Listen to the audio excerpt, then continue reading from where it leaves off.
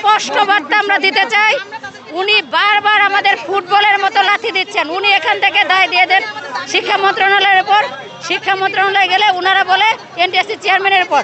তবে আমরা গতদিন শিক্ষা মন্ত্রণালয়ের মাননীয় শিক্ষা সচিবের সাথে দেখা করি, ওখানেও আমি ছিলাম উপস্থিত। আমরা 5 প্রতিনিধি সদস্য দেখা করি এবং দীর্ঘ আধা ঘন্টা সময় আমরা তার সাথে মিটিং করি। তো ওনার কথাবার্তা আমরা যা বুঝতে পেরেছি, এই আমাদের নিয়োগ গাফিলতির একমাত্র কারণ হচ্ছে এনটিএসসি চেয়ারম্যান।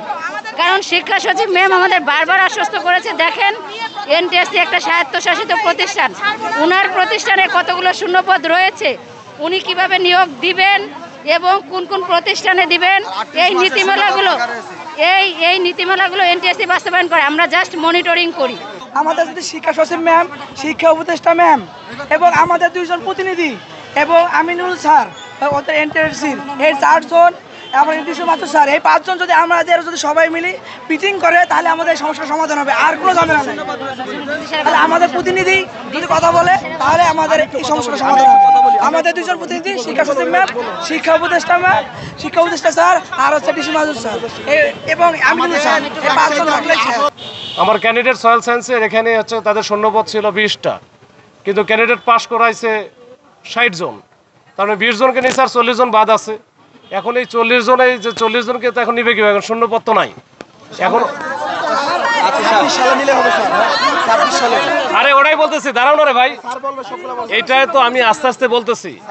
এই যে তোমার যখন এই যে আরো যে 40 মানে 20 জনের যে শূন্যপদ ছিল এটা তো নিয়োগ দিয়ে দিচ্ছে, তাই না? এখন তোমাদের তো এখন তোমরা আরো আছো 40 জন, তাহলে 40 জনকে কিভাবে দিবে?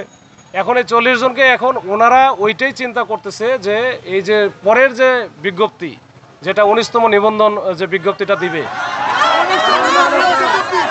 আরে দাঁড়াও না রে ভাই, কথা না শুনে কই না, 19তম যেটা দিবে তার আগে তারা পরবর্তী যে প্ল্যানটা, মানে যে পরের এই যে এই ধরো যে সময়ে দিবে তার আগ পর্যন্ত তারা একটা প্ল্যান করতেছে যে এই সময় আমাদের কি পরিমাণ শূন্যপদ তৈরি হবে।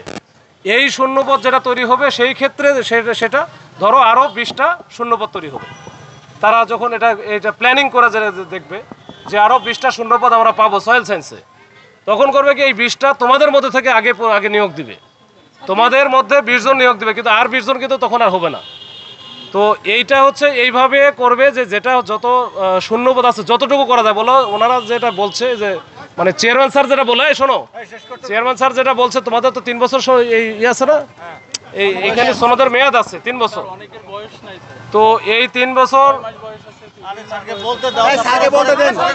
আচ্ছা এটা ভাই আমি সব প্রশ্নের উত্তর তো আমি দিতে পারবো না, আমি যতটুকু বলছি মানে শুনছি এবং তাদের কাছে আমি যেটা আমি তোমাদের পক্ষ হয়ে আমি ওইখানে কিন্তু কথা বলছি। আমি কিন্তু এই পুলিশ অফিসার হিসেবে না, আমি কিন্তু তোমাদেরই একজন সহযাত্রী হিসেবে কথা বলছি, তোমাদেরকে একজন সহযাত্রী হিসেবে। এবং আমি মনে করছি যে আমিও এনটিআরসি পরীক্ষা দিয়েছি, আমি পাস করছি, আমি সনদ পাইছি, কিন্তু চাকরি হয় নাই।